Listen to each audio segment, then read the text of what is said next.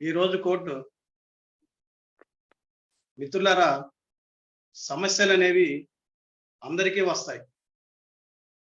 పుట్టుక నుంచి మరణించేంత వరకు ప్రతి అడుగు సమస్యతో నిండి ఉంటుంది.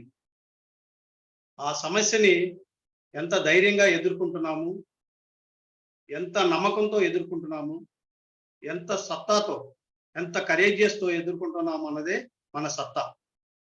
ఎన్ని ప్రాబ్లమ్స్ వచ్చినా, ఎంతటి కష్టం వచ్చినా, అది శారీరకంగా కావచ్చు, మానసికంగా కావచ్చు, ఏదైనా సరే, సమస్య ఏదైనా సరే, సహనం, చిరునవ్వు అనేవి గొప్ప ఆయుధాలు మిత్రులారా.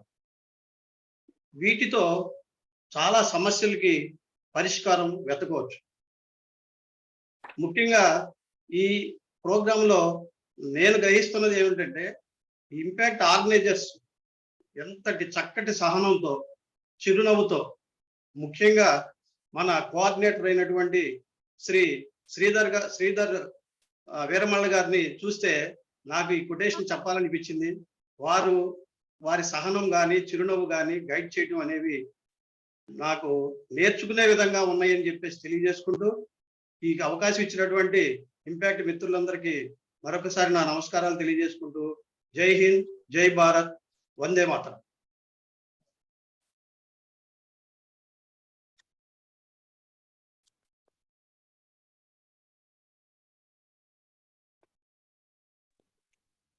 Sir, happy evening everyone. Thank you sir. ఈ రోజు స్పీకర్ గురించి చెప్పాలంటే చాలా ఆనందంగా, సంతోషంగా ఉంది. అండ్ నాకు ఈ అవకాశం ఇచ్చినందుకు నా అదృష్టంగా భావిస్తున్నాను. మరియు madam garu MSc physics, BEd, MSc psychology, NLP, CBT professional, 12+ years teaching experience తో పాటు శ్రేయోభిలాషి అనే వర్క్షాప్ ద్వారా పిల్లలపై జరిగే లైంగిక వేధింపులు ముగింపు పలికే విధంగా అవగాహన కార్యక్రమాలు నిర్వహిస్తున్నారు. ఇంపాక్ట్ నారీసెల్ ఇన్ఛార్జ్ గా ఉంటూ స్త్రీల యొక్క అభ్యున్నతికి, వారి యొక్క లక్ష్య సాధన కొరకు ఎన్నో కార్యక్రమాలు నిర్వహిస్తున్నారు. ఇంపాక్ట్ లో జరిగే TTTWS, EPS లతో పాటు అనేక కార్యక్రమాలలో పాల్గొంటూ తన దైనశిలిలో వివిధ అంశాలపై అనర్గళంగా మాట్లాడుతారు అనే పేరు పొందారు. వృత్తి పేరునే ఇంటి పేరుగా మలుచుకొని నవభారత నిర్మాణంలో రాళ్ళెత్తే కూలీలం అను నినాదంలో మొదటి రాయి నాదే అని దూసుకెళ్తున్న మన నళిని టీచర్ గారికి నా హృదయపూర్వక ఆహ్వానం. Thank you madam. The virtual dice yours ma'am. Thank you అమ్మా చందన. చాలా చాలా చక్కటి పలుకులు. చిన్నపిల్లవైనా చాలా మంచి తెలుగు పదాలు వాడావు. Very good. Thank you very much for that wonderful introduction. Learning all that. Keep learning. All the best. Thank you. Thank you Chandra. Welcome ma'am. Welcome to the session. Thank you అండి. Ma'am hearty welcome ma'am from Visakhapatnam also. Sir happy evening sir. Happy evening. Happy evening madam. Happy evening అండి. శుభ సాయంత్రం అండి అందరికి. మాకు train చేసిన మా trainer Srinivas Sonu గారు, అలాగే నేను నిర్వహించిన బ్యాచెస్ లో ట్రైనర్స్ గా ఉన్నవాళ్ళు. సో ఇక్కడ అంతా 3-4 తరాలు ఉన్నారని చెప్పుకోవచ్చు. If we have to talk about ఎవరు గురువు ఎవరు శిష్యులు అని అంటే, సో మా గురువు మాకు శ్రీనివాస్ సోను గారు. సో ఆయన నిర్వహిస్తున్న ఆయన ఆధ్వర్యంలో జరిగే వైజాగ్ బ్యాచ్, అదే విధంగా మనకి హైదరాబాద్ లో శ్రీధర్ వీరమల్ల గారు నిర్వహించే హైదరాబాద్ బ్యాచ్, ఈ రెండిటికి కలిపి ఇవాళ క్లాస్ చెప్పడం అనేది నేను కూడా హ్యాపీగా ఫీల్ అవుతున్నాను. And thank you for adjusting the time so that I could save my time, also my energy for giving this. Sir ఇది ఎందుకు స్పాట్ లైట్ అవ్వడం లేదు? ఆల్రెడీ స్పాట్ లైట్ లో ఉన్నారు కదా మీరు. లేదు, I'm seeing some other person.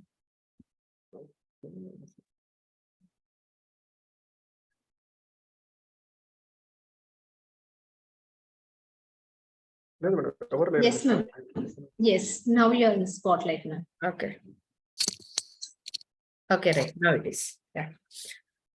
Yeah ఇవాళ టాపిక్, నాకు ఇచ్చిన topic swat analysis. Swat analysis అనేది బేసిక్, ఇది చాలా డీప్ సబ్జెక్ట్. మామూలుగానే ఇది చాలా టైం పడుతుంది.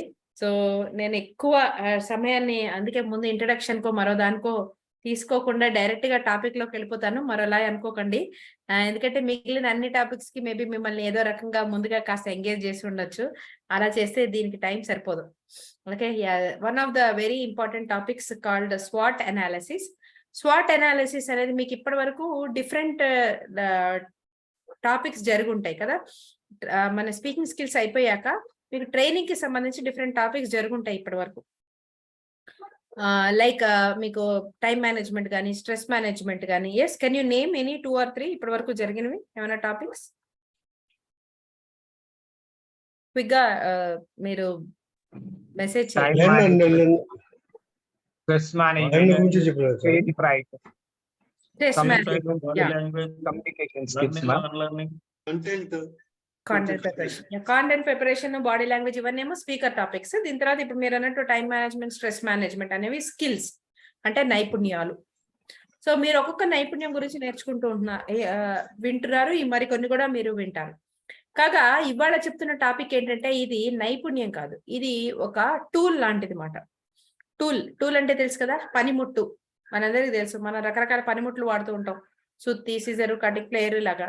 ఆ పనిని సులువు చేయడం కోసం వాడే వాటిని అయినా సరే పనిముట్లు అంటాం. అదే విధంగా ఇప్పుడు చెప్తున్న స్వాట్ అనాలిసిస్ కూడా, ఇది కూడా ఒక టూల్ లాంటిది, పనిముట్లు లాంటిది. దేనికి ఇది ఉపయోగపడుతుంది అంటే డెసిషన్ మేకింగ్ అనే స్కిల్ కి, మనకి అలాగే గోల్ సెట్టింగ్ అనే స్కిల్స్ కి బాగా, ఆ నైపుణ్యాలని బాగా సాధించడం కోసం ఉపయోగపడే ఒకానొక టూల్ ఇది, ఒకానొక టెక్నిక్ ఇది. సో ఇది ఎస్. సో స్వాట్ అనాలిసిస్ చేయడం ద్వారా మనకి ఏం తెలుస్తుంది అంటే, మనకు ముఖ్యంగా దేని గురించి తెలుస్తుంది అంటే మన గురించి మనకు తెలుస్తుంది. సో స్వాట్ analysis is all about knowing our selfs. మీ గురించి మీకు ఎంత తెలుసు? మీ గురించి మీకు ఎంత తెలుసు? మీ గురించి మీకు ఏం తెలుసు? గంగారెడ్డి గారు మీకేం తెలుసు మీ గురించి?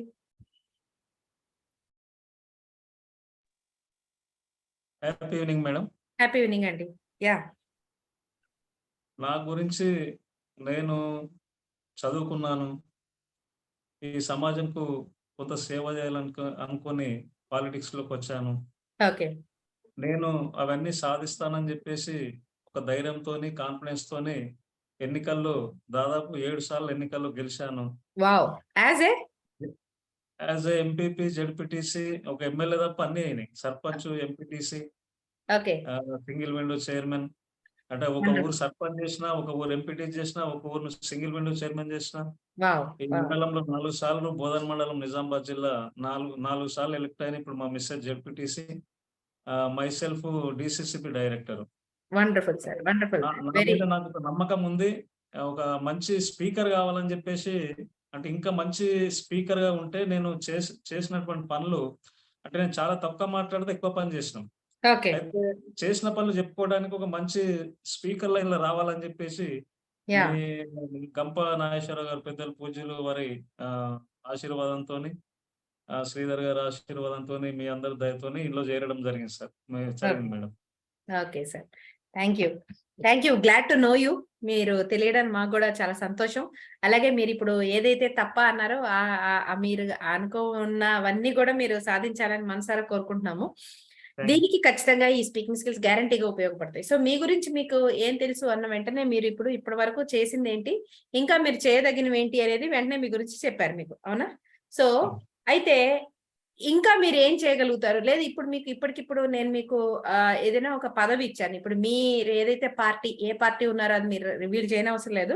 కానీ ఏదైనా ఒక పార్టీ సంబంధించి నేను ఇప్పుడు వెంటనే నేనే ఆ పార్టీ హెడ్ అని అనుకుందాం, ఇంకా వ్యవస్థాపకులు అనుకుందాం. అయితే నేను టక్కన గంగారెడ్డి గారు మీరు ఇన్నిసార్లు జెడ్పీటీసీ మెంబర్ గా చేరారు కదండి, నేను ఇప్పుడు మీరు అక్కడ కాదండి, మీరు ఆ ఊర్లో కాదు, మీరు హైదరాబాద్ వచ్చేయండి, మనం ఇక్కడ నుంచి మీకు పెద్ద రోల్ ఇచ్చేస్తాను. కానీ మీరు ఇప్పటికిప్పుడు మీరు టెక్స్టైల్ మినిస్టర్ గానో లేకపోతే ఇట్లాగా కార్మిక శాఖ మంత్రి గానో అలా నేను ఏదైనా ఒక మంత్రి పదవి మీకు ఆఫర్ చేశాను అనుకోండి, ఆఫర్ చేసిన వెంటనే మీరు తీసుకుంటారా తీసుకోరా? అంటే నా అర్హతను బట్టి తీసుకుంటా మేడం. అర్హత ఉంది లేదు ఎలా తెలుస్తుంది? నాకున్న స్కిల్స్ కానీ, నాకున్న ఎలిజిబిలిటీ కానీ, నాకున్న నాలెడ్జ్ దానికి సరిపోతాయి అనుకుంటే తీసుకుంటా. దానికి తగ్గట్టు ధైర్యంగా పనిచేస్తా. వాళ్ళు ఏదైతే ఎక్స్పెక్టేషన్ తో మనకి ఇచ్చారో ఆ ఎక్స్పెక్టేషన్ కూడా నిలుపుకుంటా. ఆ కాన్ఫిడెన్స్ నాకు ఉంది. Wonderful, wonderful. సో ఒక్కసారి మీకు అలాంటి ఒక అవకాశం ఇచ్చిన వెంటనే మీరు ఏం చేస్తారు? మీకు ఏం వచ్చు, ఏం రాదు, దానికి మీకున్న ఎలిజిబిలిటీస్ ఏంటి ఆలోచిస్తారు, అవునా? రైట్. సో అంటే మన గురించి మనకి ఇంకొంచెం బెటర్ క్లారిటీ వస్తుంది. ఆ క్లారిటీ రావడం వల్ల మీరు దానికి కావాల్సిన నిర్ణయాలు అనేవి తీసుకుంటారు. ఓకే, అలా కాకుండా మంత్రి పదవి లాంటివి ఇచ్చినప్పుడైతే సరే పోనీ నాకు తెలియని విషయాలు ఏమైనా ఉంటే నేను నేర్చుకుందాం, వీటన్నిటికి సిద్ధపడతారు. ఓకే, ఇలా కాకుండా పోనీ ఇంకో ఆఫర్ ఇచ్చారు. ఆప్షన్ బిలో మీకు ఏమి ఇచ్చారంటే, మీరు ఇప్పుడు ఏదైతే పార్టీ తరఫున మీరు నిలబడుతున్నారో ఆ పార్టీ ఆపోజిట్ పార్టీ అంటే ఎగ్జాక్ట్ గా రైవలరీ పార్టీ ఎవరైతే ఉన్నారో ఆ పార్టీ వ్యవస్థాపకుడు కాన్స్టిట్యుయెన్సీ నుంచి మిమ్మల్ని ఎమ్మెల్యేగా పోటీ చేయమన్నారు. మీరు ఏమనుకుంటున్నారంటే నెక్స్ట్ మళ్ళీ జెడ్పీటీసీ మెంబర్ గాను ఎమ్మెల్యే గాను వస్తుంది, నేను పోటీ చేద్దాం అని అనుకుంటున్నాను అని మీరు ప్రిపేర్ అయ్యి ఉన్నారు. గ్రౌండ్ వర్క్ అంతా చేస్తూ ఉన్నారు, సంవత్సరం నుంచో 2 సంవత్సరాల నుంచో. కానీ ఏమన్నారంటే అట్లా కాదండి, మీ కెపాసిటీ ఇది కాదు, మీ కెపాసిటీ స్టేట్ లెవెల్లో, కాబట్టి మీరు మీ ఆపోజిట్ మీ వ్యతిరేక పార్టీ ఏదైతే ఉందో ఆ వ్యవస్థాపకుడు మెయిన్ ఏదైతే ఆయన ఏ కాన్స్టిట్యుయెన్సీయో మీరు ఆ కాన్స్టిట్యుయెన్సీ నుంచి మీరు పోటీ చేయండి అని మీరు అడిగారు వాళ్ళని. వాళ్ళు మిమ్మల్ని అడిగారు, అప్పుడు చేస్తారా, పోటీ చేస్తారా? మీరు అన్మ్యూట్ చేసుకో. ఎగ్జిస్టింగ్ పార్టీలో అవకాశం రానప్పుడు ప్రస్తుతం ఉన్న పరిస్థితుల దృష్ట్యా, మా ఏజ్ ఫ్యాక్టర్ దృష్ట్యా, మాకు సేవ చేయాలన్న భావన దృష్ట్యా ఆ పార్టీ అవకాశం ఇచ్చినప్పుడు తప్పకుండా గెలిచే అవకాశం ఉంటే తప్పకుండా ఇచ్చిన ఆఫర్ను యాక్సెప్ట్ చేస్తాం మేడం. యాక్సెప్ట్ చేస్తాను. నేను అనేది పార్టీ మారమనట్లా, మీ పార్టీలోనే మీ వ్యతిరేక పార్టీకి ఎదురుగా ఆయనకి పోటీగా మిమ్మల్ని నిలబడమంటే. అంటే మా పార్టీలో మేడం, మీ పార్టీ తరఫునే, కానీ మీ ఆపోజిట్ పార్టీ, ఫర్ ఎగ్జాంపుల్ మీకు అసలు ఎగ్జాంపుల్ చెప్తున్నా, మీరు అవును కాదు నాకు తెలియదు, ఇక్కడ అందరికీ తెలియడం అవసరం లేదు కాబట్టి నేను చెప్తున్నా అని పర్టికులర్ గా అడగడం లేదు. కానీ ఇప్పుడు మీరు ఒక పార్టీ ఎక్స్ పార్టీ అని అనుకున్నారు, పార్టీ ఎక్స్, మీకు కరెక్ట్ ఆపోజిట్ పార్టీ వై ఉందని, మన టీఆర్ఎస్ బీజేపీ లాగా అని అనుకుందాం. ఓకే, సో బీజేపీకి ఇక్కడ మెయిన్ సెంటర్ హెడ్ ఎవరైతే ఉన్నారో ఆ హెడ్ గా ఆపోజిట్ గా ఆ కాన్స్టిట్యుయెన్సీ అంటే మీ ఊరు సంబంధం లేదు, మీ జిల్లాకు సంబంధం లేదు, మీ ఇంతకి సంబంధం లేదు, ఆ వేరే జిల్లాలో వేరే చోట వేరే కాన్స్టిట్యుయెన్సీకి ఆయనకి ఎదురుగా మిమ్మల్ని నిలబడమంటే నిలబడతారా అని అడుగుతున్నా. అక్కడ మీకు ఎమ్మెల్యే టికెట్ ఏదో ఇస్తే నిలబడతారా అని అడుగుతున్నా. అంటే నాకున్న మెంటాలిటీని బట్టి మనకు సంబంధం లేని కాన్స్టిట్యున్సీ, మనకు అనుభవం లేని కాన్స్టిట్యున్సీ కాబట్టి నా కాన్స్టిట్యున్సీలో టికెట్ అడిగే అవకాశం ఉంటుంది మేడం. అంటే నా వరకు, నా యాంగిల్లో. ఓకే, సో మీరు ఏమాత్రం అంటే పెద్ద పదవైనా సరే మీ కాన్స్టిట్యుయెన్సీ కాకపోతే మీరు తీసుకోరు. అంటే మా వరకు, అంటే నా ఫీలింగ్ అది. మీరు తీసుకోరు, ఆఫర్ చేసి తీసుకోరు, రైట్? సో ఇలాంటి ఇలా తీసుకోను అని చెప్పే ముందు మీ మైండ్ లో కొన్ని ఆలోచనలు వచ్చి ఉంటాయిగా, కొన్ని బ్యారేజ్లు వేసుకొని ఉంటారు కదా. మీ కాన్స్టిట్యుయెన్సీ, నా కాన్స్టిట్యుయెన్సీ అయితే ఇవి లెక్కలు నాకు కలిసి వస్తాయి, వేరే కాన్స్టిట్యుయెన్సీ అయితే నాకు ఈ లెక్కలు కానీ, ఎందుకండి వేరే కాన్స్టిట్యుయెన్సీ అయితే ఎందుకు కాదు? అంటే ఇప్పుడు నాకున్న రిలేషన్ కానీ, నా సర్వీస్ కానీ, తర్వాత నాకున్న సంబంధాలు కానీ ఈ కాన్స్టిట్యున్సీతోనే పెనవేసుకొని ఉంటాయి కాబట్టి ఆ కాన్స్టిట్యున్సీ కొత్త అవుతుంది, అక్కడ అనుభవం ఉండదు, అక్కడ తెలిసిన వ్యక్తులు తక్కువ ఉంటారు కాబట్టి ఎన్నికల్లో ముఖ్యంగా గెలవాలి కదా మేడం. గెలవటానికి అవసరమైన సరంజామా కానీ, ఆ వాతావరణం కానీ, ఇన్పుట్స్ కానీ, ఇవన్నీ ఈ కాన్స్టిట్యున్సీలో నాకు ఫేవర్ ఉంటాయి, ఆ కాన్స్టిట్యున్సీలో ఫేవర్ ఉండేవి కదా అని నా ఆలోచన. Exactly. Thank you sir, thank you very much Gangareddy గారు. నేను ర్యాండమ్ గా మిమ్మల్ని తీసుకున్నా, చాలా కరెక్ట్ యాప్ట్ పర్సన్ తీసుకున్నాను ఈ టాపిక్ సంబంధించి. సో ఇప్పుడు మనం అడిగినప్పుడు మీరు అబ్జర్వ్ చేస్తే ఆయన ఇక్కడ అయితే నాకు ఎవరు తెలుసు, నాకేం ఉపయోగపడితే నాకు కలిసి వచ్చేవేంటి, అదే వేరే కాన్స్టిట్యుయెన్సీ అయితే నాకు కలిసి వచ్చే ఫ్యాక్టర్స్ ఏంటి, లేకపోతే నాకు అక్కడ ఇబ్బంది అయ్యేవేంటి, ఇవన్నీ ఆలోచించుకున్నారా లేదా? ఇవన్నీ ఆలోచించుకోవడం ద్వారా ఆయన కొంత క్లారిటీ వచ్చింది. క్లారిటీ వచ్చి దాన్ని బట్టి డెసిషన్ అనేది తీసుకుంటారు. కాదు కూడదు, ఒక ట్రై వేయండి, పోయిందేముంది, మీకు అక్కడ జనాల్ని మేము ఏర్పాటు చేస్తాము, లేకపోతే 3 సంవత్సరాల తర్వాత వచ్చే 3-4 సంవత్సరాల తర్వాత అక్కడ పోటీ ఉంది, ఇప్పుడే మిమ్మల్ని అక్కడికి షిఫ్ట్ అయిపోమన్నారు, ఇప్పటి నుంచే మిమ్మల్ని అక్కడ కార్యక్రమాలు స్టార్ట్ చేయమన్నారు. అప్పుడు మీరు కొంచెం ఈ నిర్ణయాన్ని కన్సిడర్ చేసే అవకాశం ఉంది కదా, వచ్చే సంవత్సరమో మరో దానికంటే కూడా. అంటే ఏంటి, ఇక్కడ ఎంత సమయం ఉంది, ఎంత టైం ఉంది అన్న దాన్ని బట్టి మళ్ళీ ఈ నిర్ణయం మారిపోతుంది. ఇప్పుడు వచ్చి 24లోనే ఈ ఎలక్షన్స్ అంటే ఈ నిర్ణయం ఒకలా ఉంటుంది. కాదు 29 ఎలక్షన్స్ కోసం ఇది, సో 24 నుంచి మీరు ఆ ఊరు వెళ్ళిపోయి ఉండటం స్టార్ట్ చేయండి, అక్కడ నుంచి స్లోగా మీరు కార్యక్రమాలు అవి చేస్తూ ఉండండి, పార్టీ హెడ్ గా చేస్తూ ఉండండి, 29 ఎలక్షన్స్ మీకు అక్కడ నుంచి టికెట్ వస్తుంది అంటే ఇప్పుడు ఆయన ఇందాక తీసుకున్న నిర్ణయాన్ని మళ్ళీ మార్చుకునే అవకాశం ఉంటుంది. అవునా కదా? సో మనకేం వచ్చు, మనకేం రాదు, మనకేం తెలుసు, అక్కడ ఏం కావాలి, మనకేం తెలుసు అక్కడ ఏం కావాలి, మన దగ్గర ఎంత సమయం ఉంది, అది ఎంత సమయాన్ని కోరుకుంటుంది, ఇలా సమయము, వనరులు, విషయాలు, వ్యక్తులు మీద ఆధారపడి మనం కొన్ని నిర్ణయాలనేవి, ముఖ్యమైన నిర్ణయాలనేవి తీసుకుంటాం. చూసారా ఈ ఆలోచన విధానం. ఇప్పుడు ర్యాండమ్ గా నేను కొన్ని ప్రశ్నలు వేసాను, ఆయన్ని ర్యాండమ్ గా ఆయన కొన్ని సమాధానాలు చెప్పారు. దీన్ని ఇంకొంచెం పద్ధతిగా చేసుకుంటే మనం తీసుకునే నిర్ణయాలు ఇంకొంచెం ఎక్కువ పర్ఫెక్ట్ గా ఉండే అవకాశం ఉందా లేదా? రైట్.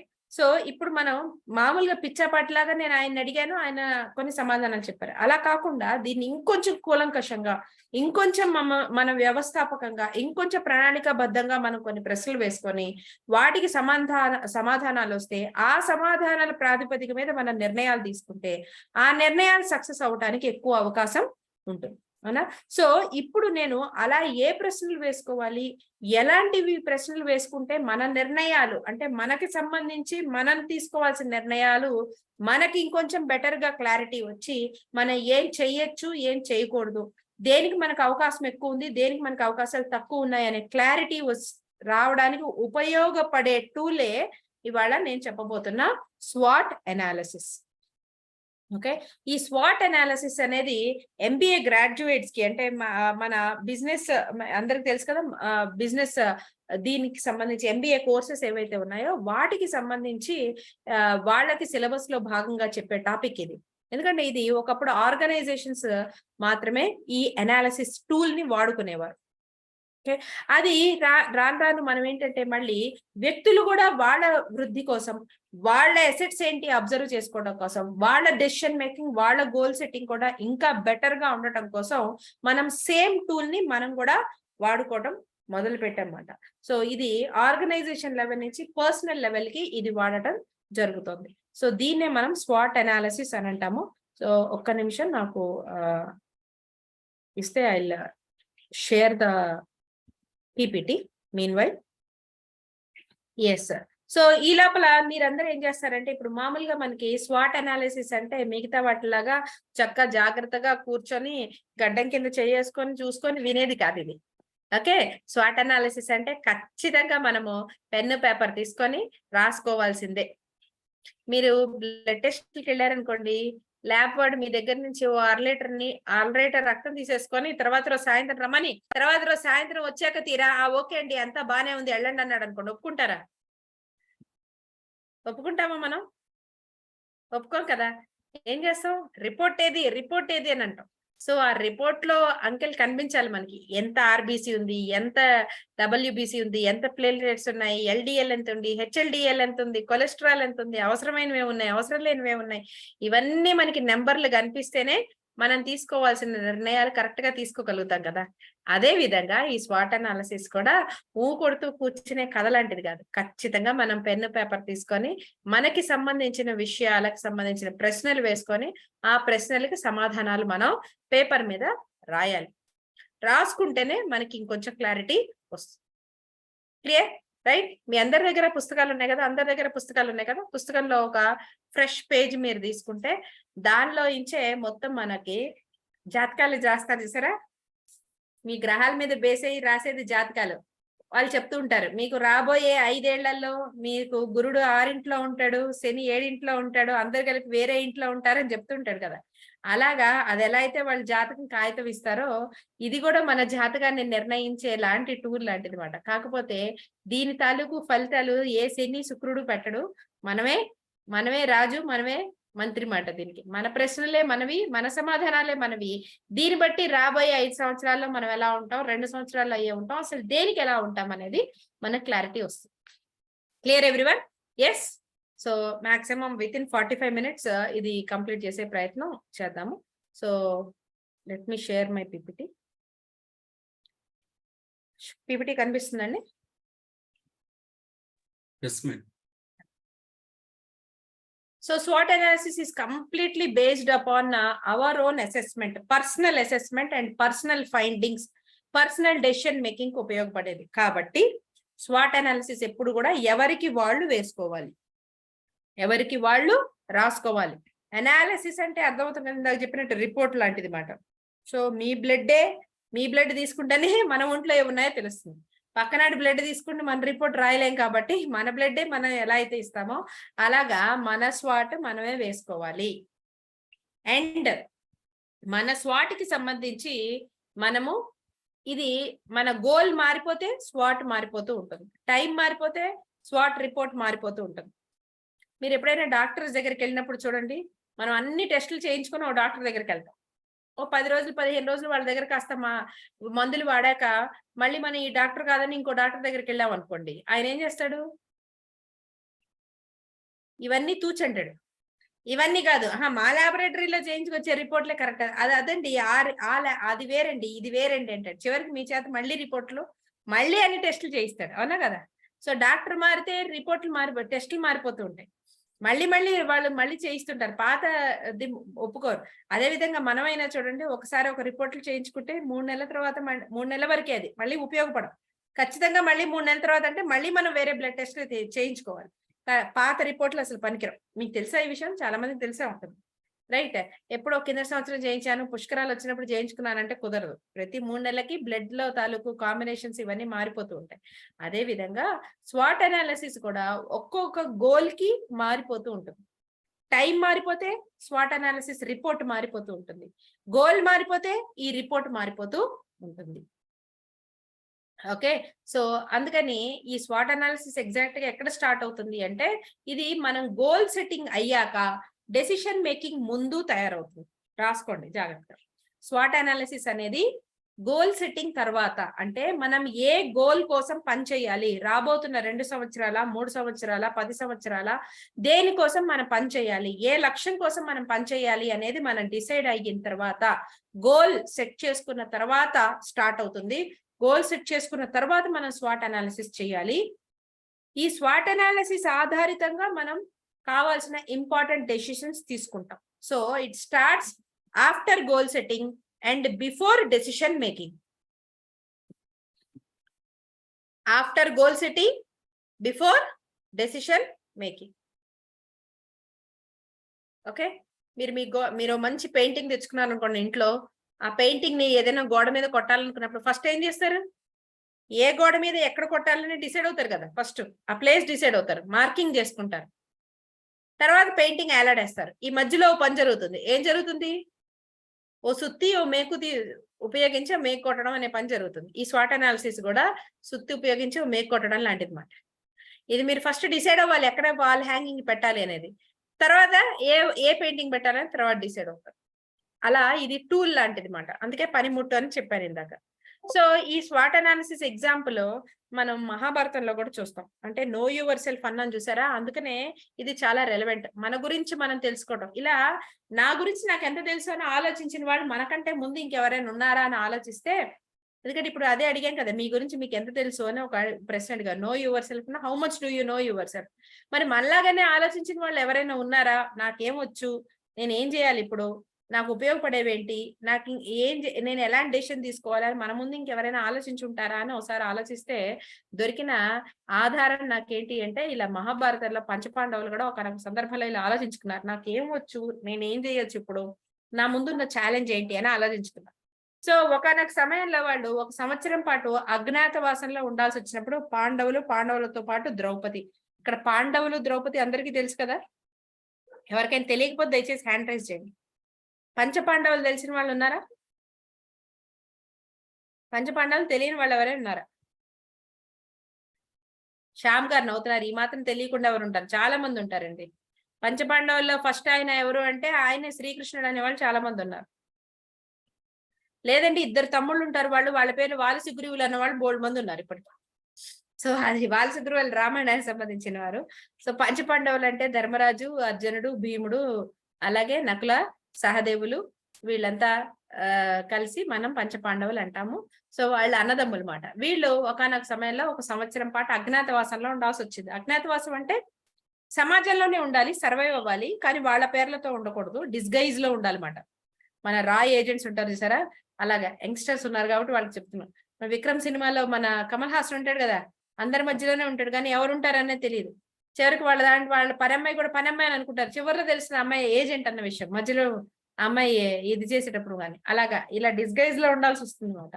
అలా వాళ్ళు కూడా ఒకసారి డిస్గైజ్ లో ఉండాల్సి వచ్చి 1 సంవత్సరం పాటు సమాజంలోనే ఉండాలి, వాళ్ళ పోషణ వాళ్ళే చూసుకుంటూ ఉండాలి, కానీ డిస్గైజ్ లో ఉండాలి.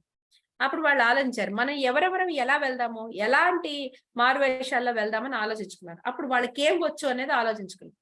ధర్మరాజుకి ఏం వచ్చు? ధర్మరాజుకి అంతా కూడా ఆయనకి ధర్మశాస్త్రాలు, రాజ్యాంగము, ఏది న్యాయం ఏది కాదు, ఇలాంటి న్యాయ సంబంధమైన విషయాలన్నీ ఆయనకి తెలుసు. అందుకని ఆయన ఏం చేశాడంటే కంకుబట్టు అనే పేరుతో ఆయన ఈ రాజు దగ్గర మంత్రిగా సలహాదారుడుగా వెళ్ళాడు ఆయన. అలాగే భీముడికి ఏంటి, భీముడికి బాగా ఆకలి ఎక్కువ, బోళ్ళంత భోజనం కావాలి, చాలా బలం కావాలి, తిండి పుష్టి కావాలి. తిండి ఎక్కడ దొరుకుతుంది ఆలోచించుకున్నాడు. అందుకని ఆయన ఏం చేశాడు, మెల్లగా వటశాలలోకి వెళ్ళి సెటిల్ అయ్యాడు. అదే విధంగా అర్జునుడు ఉన్నాడు. అర్జునుడికి ఏంటంటే అంతకుముందు ఒకనొక సందర్భంలో ఆయనకి ఒకనొక సందర్భం వల్ల ఆయనకి ఏంటంటే 3rd జెండర్ పర్సన్ గా ఉండాలి మాట. 3rd జెండర్ అంటే అటు అమ్మాయి గాను కాదు, ఇటు అబ్బాయి గాను కాదు, రెండు కలిపిన 3rd జెండర్ పర్సన్ గా ఆయన ఉండాల్సి ఉంటుంది. అది ఒకనొక సందర్భంలో ఒకరు వేసిన శాపం వల్ల వస్తుంది. అందువల్ల ఆయన ఏం చేశాడు, అప్పుడు దాన్ని ఇప్పుడు ఉపయోగించుకొని నేను అర్జున్ లాగా ఉండకుండా హ్యాపీగా రాజ్కుమారికి డాన్స్ నేర్పిస్తూ నాకు అప్పుడు ఉన్న ఏదైతే ఆ సిచ్యువేషన్ లో 3rd జెండర్ గా ఉండాల్సిన పరిస్థితి అయితే ఉందో దాన్ని ఇప్పుడు వాడుకుంటానని చెప్పేసి ఆయన అక్కడున్నంత కాలం అలాగా 3rd జెండర్ పర్సన్ గా ఆయన రాకుమార్ దగ్గర ఉన్నారు. ఎందుకంటే రాకుమారులకి వాళ్ళ దగ్గరికి మగవాళ్ళని అంటే ఎవరు పడితే వాళ్ళని అలౌ చేయరు. రాకుమార్ యువరాణి, యువరాణి దగ్గరికి ఎవరిని పడితే వాళ్ళని ఎలా చేస్తారు, ఫుల్ సెక్యూరిటీ ఉంటుంది. అదే 3rd జెండర్ వాళ్ళైతే ఆ ఎటువంటి సెక్యూరిటీ ఇష్యూస్ ఉండవు కాబట్టి వాళ్ళని ఈజీగా ఎలా చేస్తారు. అందుకని ఆయన అక్కడికి వెళ్ళాడు. అలాగా నకుల సహదేవులకి ఏంటంటే వాళ్ళు ఎప్పుడు కూడా వాళ్ళ అన్నలతో పాటే ఉన్నారు, ఎప్పుడు ఉన్నా కూడాను. అలాగే వాళ్ళకి ఏంటంటే అప్పుడప్పుడు భవిష్యత్తు కనిపించే అవకాశం ఉంటుంది.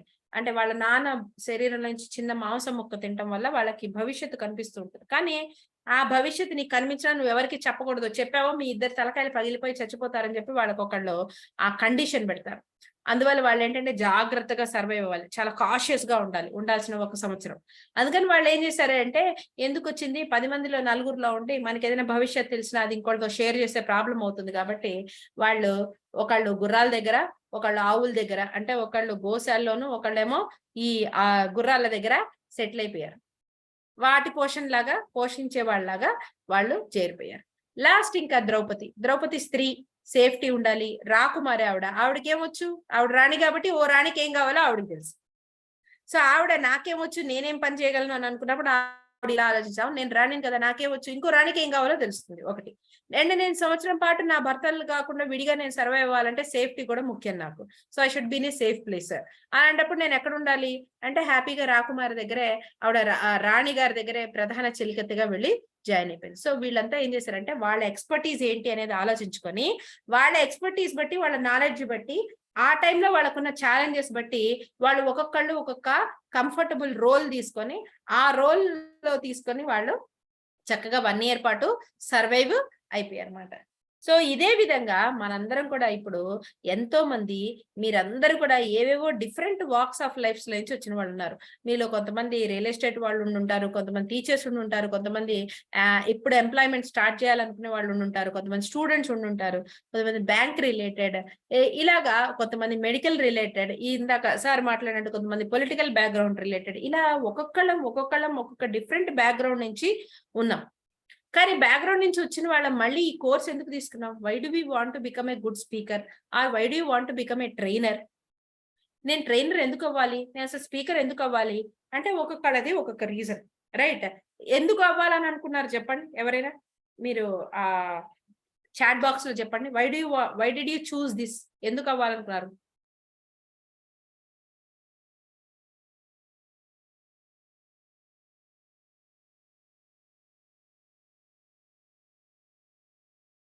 అన్మ్యూట్ చేసుకోండి లేదా చాట్ బాక్స్ లో పెట్టండి.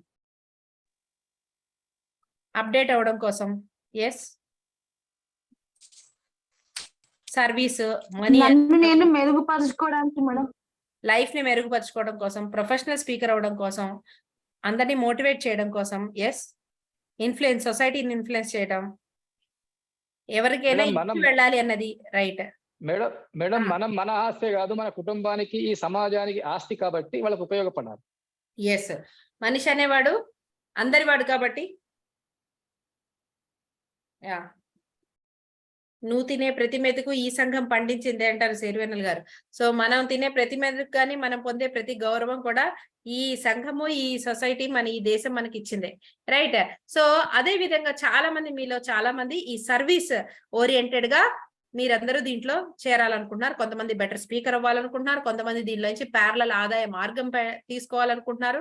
ఇక్కడ మనందరూ అబ్జర్వ్ చేయాల్సింది ఏంటి అంటే, మీలో అందరూ కూడా ఏం సర్వీస్ మోటోతో ఏం రాలేదు. కొంతమంది వాళ్ళ వీక్నెసెస్ ఓవర్కమ్ అవడం కోసం, అంటే బాగా మాట్లాడాలి అనే ఒక తాపత్రయం, లేకపోతే నేను మాట్లాడలేకపోతున్నాను అనే ఒక వీక్నెస్ ని అబ్జర్వ్ చేసుకొని దాన్ని ఓవర్కమ్ అవడం కోసం కొంతమంది వచ్చారు.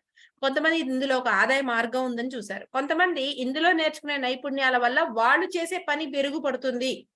అంటే ఇప్పుడు వాళ్ళు ఏ రియల్ ఎస్టేట్ లోనో, బిజినెస్ రిలేటెడ్ లోనో, కస్టమర్ బేస్డ్ థింగ్స్ లో ఉన్నారు. ఇక్కడ మనుషులను బట్టి చక్కగా మాట్లాడటం అది నేర్చుకుంటే దానివల్ల వాళ్ళ ప్రొఫెషనల్ లైఫ్ అనేది ఇంకా బాగా మెరుగుపడుతుంది. కొంతమంది ఏంటంటే అలా కాదు, నా నెక్స్ట్ తరం వాళ్ళకి నేను మంచి విషయాలు చెప్పగలగాలి, సొసైటీకి నేనే మంచి విషయాలు చెప్పగలగాలి అని అనుకున్నారు. అంటే ఇక్కడ గమనించాల్సింది ఏంటంటే, మీరు అనుకున్న విభిన్నమైన గోల్స్, రకరకాల గోల్స్ అన్ని కూడా ఈ ప్రోగ్రామ్ ద్వారా సాటిస్ఫై అవుతుందని మీరు అబ్జర్వ్ చేశారు లేదా? మీరు అనుకుంటున్న గోల్ సాధించడానికి ఇది ఒక మార్గము అని మీరు దీన్ని ఎక్స్ప్లోర్ చేశారు, అంటే కనుగొన్నారు. మీరు అనుకుంటున్న లక్ష్యం చేరడానికి ఇది ఒక మార్గం అని మీరు డిస్కవర్ చేశారు. అందువల్ల మీరు ఈ ప్రోగ్రామ్ అనేది చేస్తున్నారు, రైట్? సో ఈ ప్రోగ్రామ్ చేయడం అనేది మీరు అనుకుంటున్న లక్ష్యం చేరడానికి వన్ ఆఫ్ ద మార్గం, ఒకానొక మార్గం. ఇప్పుడు సర్వీస్ చేయాలంటే సొసైటీకి రకరకాలుగా చేయొచ్చు.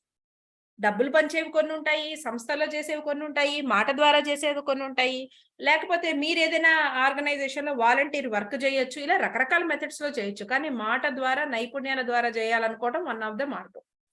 ఇలాగా మనము మన గురించి మనం తెలుసుకోవాలంటే ఫస్ట్ మన ముందు ఎక్కడ ఉన్నాము, ఎక్కడికి చేరాలి, మన స్టార్టింగ్ పాయింట్ ఏంటి, మన రీచింగ్ పాయింట్, ఎండింగ్ పాయింట్ అనకూడదు, మన ఇమీడియట్ నెక్స్ట్ రీచింగ్ పాయింట్ ఏంటి. ఎలా అయితే గూగుల్, నేను ఇప్పుడు ఇక్కడ నుంచి సికింద్రాబాద్ స్టేషన్కి వెళ్ళాలని పెట్టుకున్నాను అనుకోండి, నేను మియాపూర్ లో ఉంటా, సికింద్రాబాద్ స్టేషన్ అని నేను గూగుల్లో టైప్ చేసిన వెంటనే అది నాకు మొత్తం ఎంత రూట్ మ్యాప్, ఎంత సమయం పడుతుంది, మధ్యలో ఎక్కడెక్కడ ట్రాఫిక్ ఉంది, నేను ఎటువైపు లెఫ్ట్ తీసుకోవాలి, ఎటువైపు రైట్ తీసుకోవాలి, మొత్తం నాకు రూట్ మ్యాప్ వేసిస్తుంది, రైట్? సో నేను డెస్టినేషన్ ఎంటర్ చేస్తేనే గూగుల్ నాకు ఆ రూట్ మ్యాప్ వేసిస్తుంది. నేను ఉత్తగా నా మైండ్ లో సికింద్రాబాద్ స్టేషన్కి వెళ్ళాలి అని కూర్చున్నాను, గూగుల్ మ్యాప్ ఓపెన్ చేసుకుని ఉత్తగా మ్యాప్ వంక చూపిస్తుంది, నాకు ఏం చూపిస్తుంది? అది ఏది చూపించదు. సో మనకి గోల్ సెట్ చేసుకోవాలి ఫస్ట్. ఇప్పుడు మనం ఎక్కడున్నాం, మనం ఎక్కడికి వెళ్ళాలి అనేది ఫస్ట్ మనం గోల్ సెట్ చేసుకోవాలి. గోల్ సెట్ చేసుకున్న తర్వాత అప్పుడు మనం తక్కువ టైంలో, తక్కువ ఇబ్బందులతో ఎక్కువ విజయవంతంగా వెళ్ళగలిగిన ఒక దారి మనకి కనిపిస్తుంది, ఒక రూట్ మ్యాప్ అనేది కనిపిస్తుంది. నేను చెప్పిన మాట అర్థమైందా? మనం ఎక్కడికి వెళ్ళాలి అనే లక్ష్యం ఫస్ట్ డిసైడ్ అయితే ఆ తర్వాత మనం రూట్ మ్యాప్ వేసుకుంటాం, దానికి దారి వెతుక్కుంటాం. ఎలాంటి దారి వెతుక్కుంటాము? ఈ దారింబడి వెళ్ళడం ద్వారా మనకి తక్కువ అపజయాలు, ఎక్కువ శాతం విజయము, ఎక్కువ ఇబ్బందులు లేకుండా ఎక్కువ కంఫర్ట్ గా తక్కువ ఇబ్బందులతో వెళ్ళగలిగిన, తక్కువ సమయంలో చేరగలిగిన ఒక రూట్, ఒక దారి మనం వేసుకుంటాం. గూగుల్ ఎలా అయితే చూపిస్తుందో అలాగా మనం కూడా గోల్ సెట్ చేసుకున్న తర్వాత ఇలా మనం ఒక రూట్ మ్యాప్ వేసుకోవాల్సి ఉంటుంది. ఆ రూట్ మ్యాప్ వేయడానికి ఉపయోగపడేదే మన ఈ స్వాట్ అనాలిసిస్. సో స్వాట్ అనాలిసిస్ అనేది మన లక్ష్యాన్ని మనం చేరడం కోసం మనకున్న విషయాలు మీరు గూగుల్ మ్యాప్ లో కూడా అడిగితే అది మీరు వెళ్తుంది కారా, బైకా, ఆటోనా, నడిచి వెళ్తున్నారా అడుగుతూ ఉంటుంది. అవునా కదా? కారుకి బైక్ కి మారినప్పుడు ఏం మారిపోతుంది? రూట్లు మారిపోతే ఒక్కోసారి టైం కూడా మారిపోతూ ఉంటుంది. ఎందుకంటే బైక్ పట్టే సందు కారు వెళ్ళదు కాబట్టి కార్లకు అది వేరే రూట్ చూపిస్తుంటుంది. సో మన దగ్గర ఏమున్నాయి వనరులు, మన దగ్గర ఏమేమి ఉన్నాయి, మన దగ్గర ఏమేమి లేవు అన్న దాన్ని బట్టి మనకి ఎంత సమయం పడుతుంది, ఎలాంటి దారి ఎంచుకోవాలనేది కూడా మనకు అర్థమవుతుంది. రైట్. సో ఇలాగా మనకున్న వనరులు ఏంటి, మనకున్న బలాలు ఏంటి, మనకున్న బలహీనతలు ఏంటి మనం అర్థం చేసుకున్నప్పుడు మన గోల్ కి కావాల్సిన రూట్ మ్యాప్ ని మనం ఇంకా బాగా వేసుకోగలుగుతాం. కాబట్టి ఆ ఏమున్నాయి ఏం లేవు అనేవి చక్కగా విశ్లేషించుకుంటూ ఆలోచించుకునే విధానాన్నే మనం స్వాట్ అనాలిసిస్ అని అంటాం. ఇది ఒక విశ్లేషణపరమైన ఒక ప్రక్రియ మాట. ఏం విశ్లేషించుకుంటాం ఇందులో మనం అంటే ఈ 4 విషయాలు విశ్లేషించుకుంటాం మనం. ఏంటి ఆ 4 విషయాలు అంటే స్ట్రెంగ్స్ బలాలు, వీక్నెసెస్ బలహీనతలు, ఆపర్చునిటీస్ అవకాశాలు, థ్రెట్స్ అవరోధాలు. మీరు ఒక పేపర్ ని 4 భాగాలు చేసి ఈ 4 బాక్సెస్ గా మీరు డివైడ్ చేసుకోవాలి. మీ గురించి మీరు ఇంకొంచెం బెటర్ గా, మీ లక్ష్యం పట్ల మీ గురించి మీరు బెటర్ గా అంటే మీరు మంచి మనిషా, మీ మనసు మంచిదా, మీరు పుణ్యాత్ముల పాపాత్ముల, ఇలాంటి వాటికి పనికిరాదు స్వాట్ అనాలిసిస్. ఓకే, ఇది కేవలం మీరు అనుకుంటున్న ఒకనొక లక్ష్యం. ఇప్పుడు సంగీత గారు బిజినెస్ స్టార్ట్ చేయాలని అనుకున్నారు. సో నేను ఫలానా దాని నుంచి నేను ఇప్పుడు బిజినెస్ ఉమెన్ గా ఆ బిజినెస్ కూడా ఏం బిజినెస్ చేయాలనుకుంటున్నాను.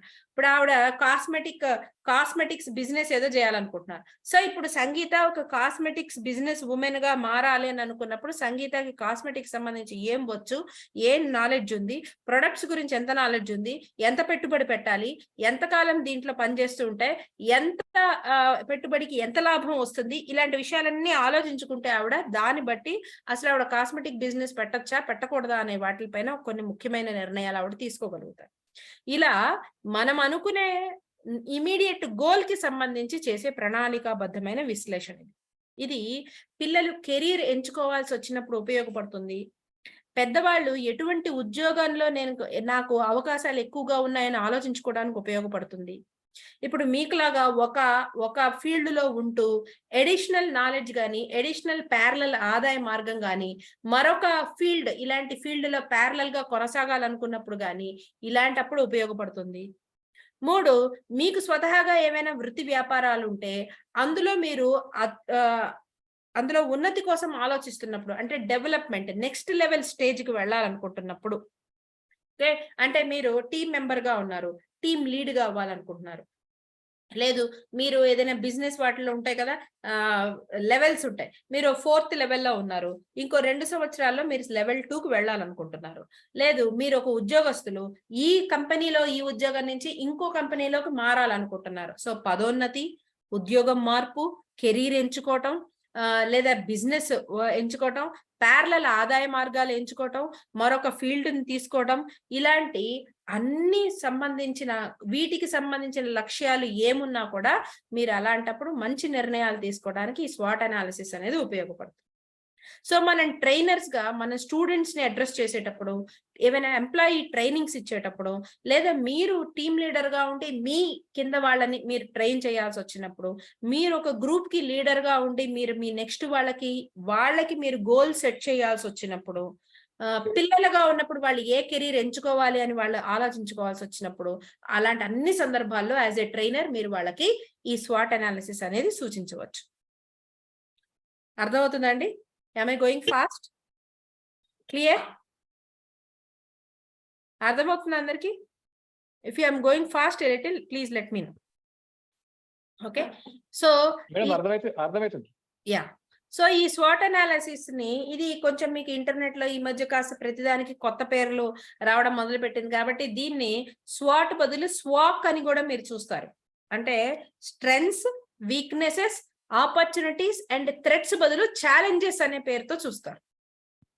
ఓకే, థ్రెట్ అనేది కొంచెం ఒక నెగిటివ్ వర్డ్ లా కనిపిస్తుంది కాబట్టి ఛాలెంజ్ అంటే అది ఓవర్కమ్ అవ్వగలిగినట్లుగా కొంచెం పాజిటివ్ గా కనిపిస్తుంది కాబట్టి రీసెంట్ గా ఏంటంటే దీన్ని మళ్ళీ స్వాక్ గా కూడా పిలవడం జరుగుతుంది. బట్ ఆ కేటగిరీ కింద ఏమేమి వస్తాయి అనేది దాంట్లో మాత్రం మార్పు లేదు. మీరు థ్రెట్ అనుకున్నా ఛాలెంజ్ అనుకున్నా కేటగిరీలో ఏమొస్తాయి అనే దాని మీద మార్పు లేదు. ఎవరో అన్మ్యూట్ చేసుకున్నారండి, కొంచెం మ్యూట్ చేసుకో.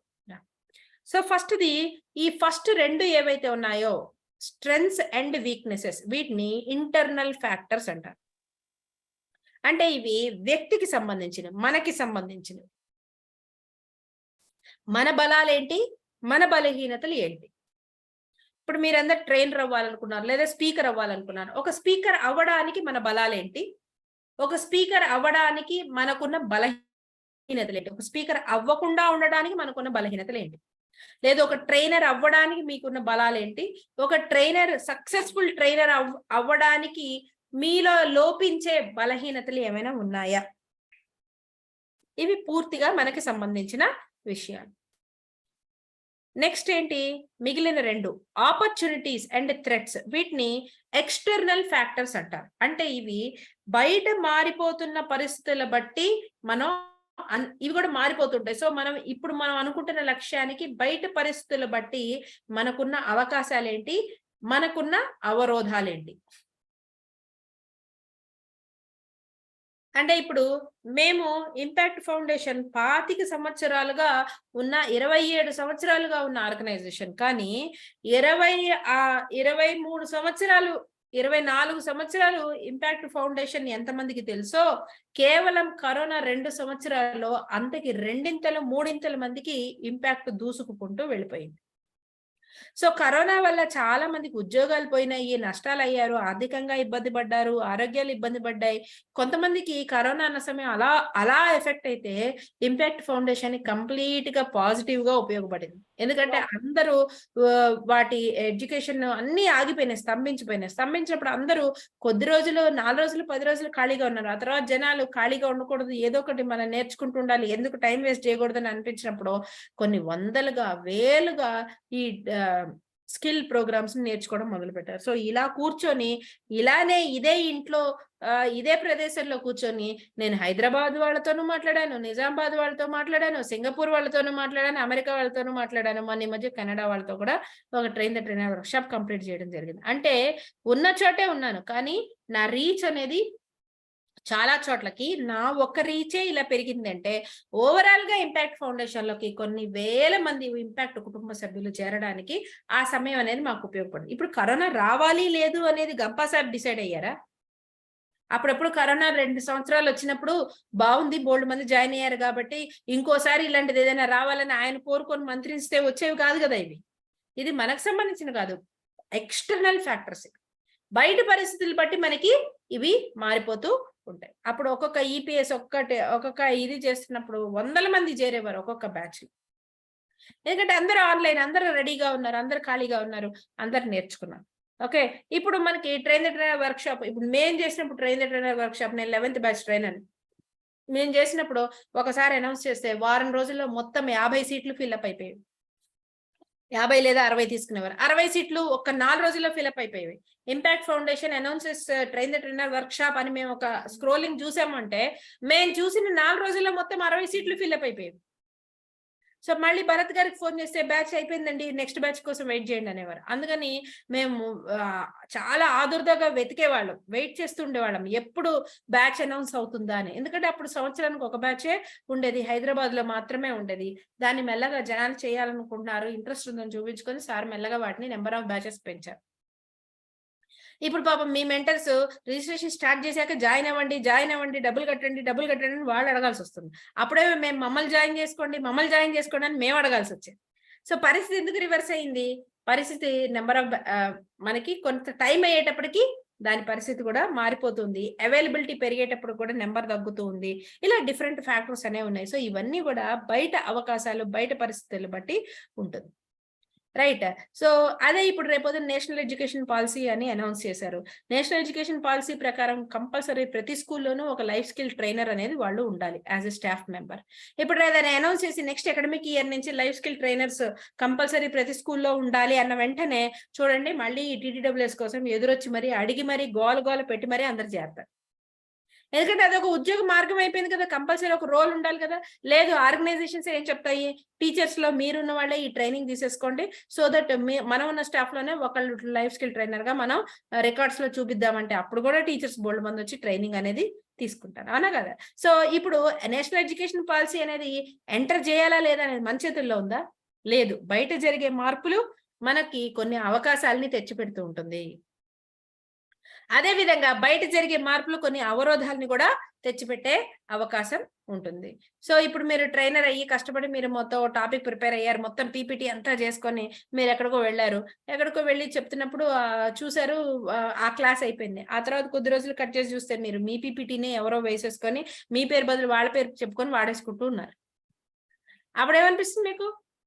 నేను కష్టపడి ఇంత నేర్చాను కానీ నాది కాపీ కొట్టేశారు. సో మన కాంటెంట్ ఒకళ్ళు కాపీ కొట్టేసే అవకాశం ఉంటుంది. మనకి ఎంత మనం బాగా మాట్లాడగలగటం అనేది మన బలం అయితే మన కాంటెంట్ ని ఎవరో ఒకళ్ళు ఇంటర్నెట్ లో చూసో ఇలా జూమ్ రికార్డింగ్ చూసో కాపీ కొట్టేసే ఒక ఛాలెంజ్ అనేది కూడా ఇందులో ఉంటుంది. సో ఎప్పటికప్పుడు మన కొత్త PPTలు, కొత్త ఎగ్జాంపుల్స్, కొత్త దాంతో రాగలగాలి. అప్పుడే ఎవరు ఎంతమంది చెప్పినా కూడా ఈ టాపిక్ వీళ్ళే చెప్తారు, దీనికి వీళ్ళే రావాలి, వీళ్ళు మాట్లాడితేనే బాగుంటుంది అనే ఒక బ్రాండ్ మనం తెచ్చుకోవడానికి మనకు కొంత టైం పడుతుంది, కొంత ఎఫర్ట్స్ పడుతుంది, కొంత ఎనర్జీ అనేది పడుతుంది అన్నమాట. అది మనం పెట్టుకోవాల్సిన ఛాలెంజ్, మన కళ్ళ ముందు ఉండే ఛాలెంజ్. రైట్. ఇప్పుడు మనకు ట్రైనర్ అవడం కోసం మనకు కొన్ని కనిపించాయా లేదా అవకాశాలు, కొంచెం వివరంగా మనం మాట్లాడుకుందాం వీటి గురించి. సో వీటిని ఎక్స్టర్నల్ ఫ్యాక్టర్స్, ఇంటర్నల్ ఫ్యాక్టర్స్ అంటారు. ఇప్పుడు ఈ SWOT 2 రకాలుగా ఉంటుంది. అంటే చెప్పాను కదా, ఇది యాక్చువల్ గా కంపెనీస్, ఆర్గనైజేషన్స్ నుంచి మొదలైన ప్రక్రియ ఇది యాక్చువల్ గా. సో కంపెనీస్ ఒకప్పుడు ఆర్గనైజేషన్స్ వాళ్ళు SWOT వేసుకునేవారు. అంటే ఇప్పుడు ఏదైనా ఒక కంపెనీ ఉంది, ఇండియాలో వాళ్ళకు ఒక 50 కోట్ల టర్నోవర్ ఉంది, వాళ్ళు ఇప్పుడు విదేశాల్లోకి వాళ్ళ బిజినెస్ పెంచుకోవాలని అనుకున్నప్పుడు సరే మన ఏ దేశంలోకి మనం వెళ్దాం, మన వ్యాపారం, అక్కడ ఉన్న పాలసీలు ఏంటి, అక్కడ మనం సప్లై చేయడానికి మన దగ్గర ఉన్న వనరులు ఏంటి, మనం ఎంత ఇన్వెస్ట్మెంట్ పెట్టాలి, ఎంతకాలం మనం ఇట్లా చేస్తే మనకి మనం అనుకున్న మార్క్ మనం రీచ్ అవుతాము, ఇవన్నీ ఇలాంటి నిర్ణయాలు లీడర్స్ తీసుకోవడం కోసం యూజ్ చేసేవారు ఈ SWOT.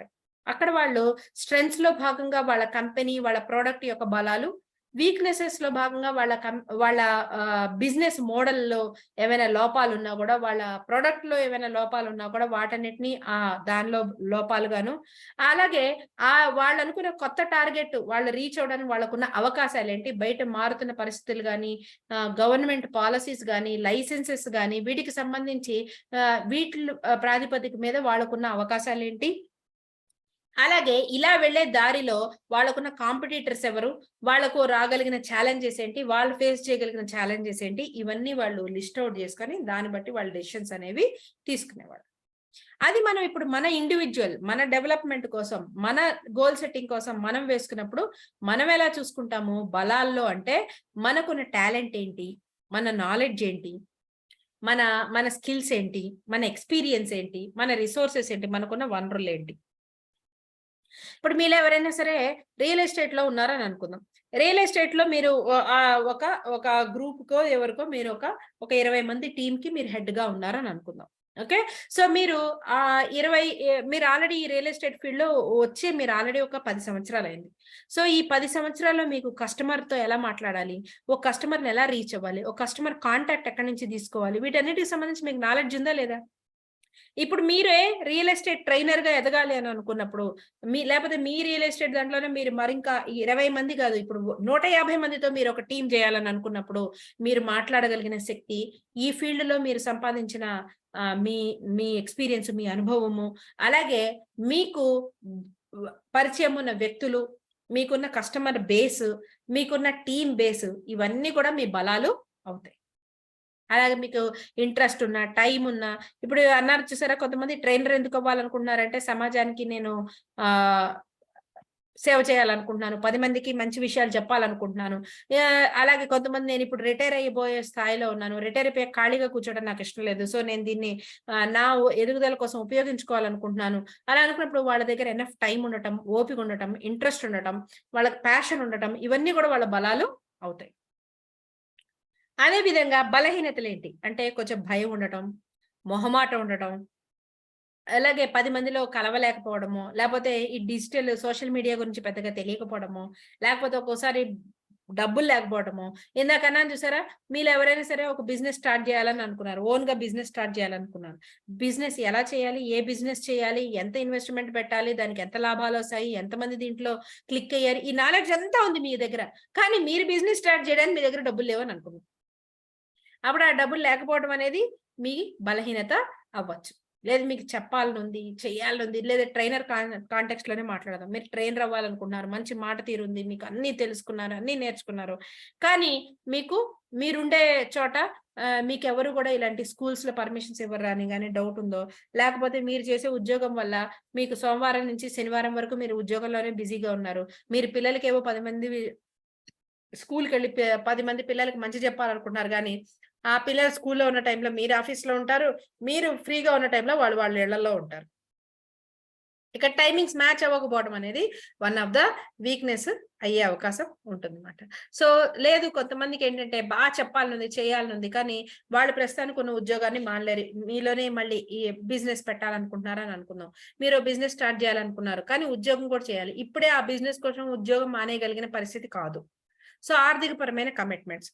ఒక్కోసారి నాతో చాలా మంది ఉమెన్ మాట్లాడుతుంటారు, నాకు అదొచ్చండి, ఇది వచ్చండి, నేను అలా చేసేదాన్ని, ఇది చేసేదాన్ని, ఇప్పుడు కూడా నాకు ఈ ఐడియాస్ ఉన్నాయి, నేను అలా చేయాలనుకున్నా, అన్ని చెప్తారు అని చెప్పి. కానీ నాకేంటంటే ఇప్పుడు నాకు 2 ఏళ్ల పాప ఉందండి, సో నేను ఎక్కడా వదలలేను ఈమెని, సో నాకు అసలు లైఫ్ అంతా వేస్ట్ అయిపోతుంది అనిపిస్తుంది, టైం అంతా వేస్ట్ అయిపోతున్నట్టు అనిపిస్తుంది అని చెప్పేసి వాళ్ళు వాళ్ళ బాధని వ్యక్తపరుస్తారు. అంటే వాళ్ళకి నాలెడ్జ్ ఉంది, స్కిల్ ఉంది, అన్నీ ఉన్నాయి, కానీ ప్రస్తుతానికి వాళ్ళపైన ఇతరత్ర రెస్పాన్సిబిలిటీస్, వాళ్ళు మాత్రమే చూసుకోవాల్సిన కొన్ని రెస్పాన్సిబిలిటీస్ ఉండాల్సిన పరిస్థితి ఉండొచ్చు. అది ప్రస్తుతానికి వాళ్ళకి సంబంధించిన వ్యక్తిగతమైన ఒక ఇబ్బంది.